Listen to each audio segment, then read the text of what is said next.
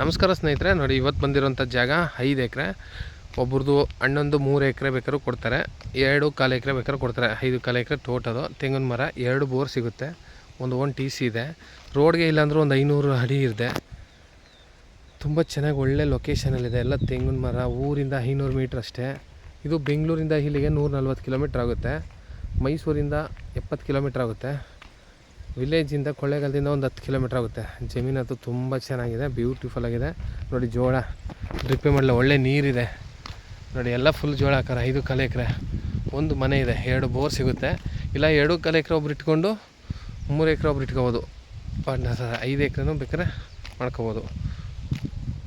ಜಾಗ ಅಂತೂ ತುಂಬ ಚೆನ್ನಾಗಿದೆ. ತೋಟ ಫುಲ್ ತೆಂಗು ಹಾಕ್ಕೊಂಡು ಒಳ್ಳೆ ಏನಾರು ವ್ಯವಸಾಯ ಮಾಡ್ಬೋದು. ಪಕ್ಕದಲ್ಲೆಲ್ಲ ಬಾಳೆ, ಅಡಿಕೆ ಎಲ್ಲ ಹಾಕಿ ನೋಡಿ. ತೆಂಗಿನ ಮರ ಫುಲ್ಲಿ ಲೋಡೆಡ್ ತೋಟ ಥರ ಮಾಡವ್ರೆ.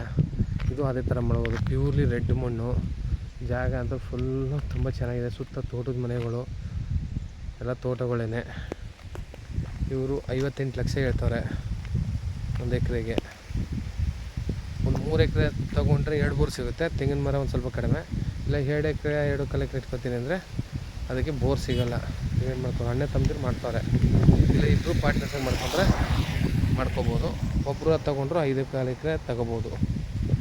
ತುಂಬ ಚೆನ್ನಾಗಿದೆ ಜಾಗ ಅಂತೂ. ಆ ರೋಡ್ಗೆ ತುಂಬ ಉದ್ದನೇ ಸಿಗುತ್ತೆ. 506 ಅಡಿ. ಹಿಂದಗಡೆ ಸುತ್ತ ತೋಟಗಳೇನೆ. ಜೋಳ ತುಂಬ ಚೆನ್ನಾಗಿ ಫೆನ್ಸ್ ಮಾಡಿದ್ದಾರೆ. ಹಿಂದಗಡೆ ಒಳ್ಳೆ ಹಿಲ್ಸ್ ವ್ಯೂ ತುಂಬ ಚೆನ್ನಾಗಿದೆ.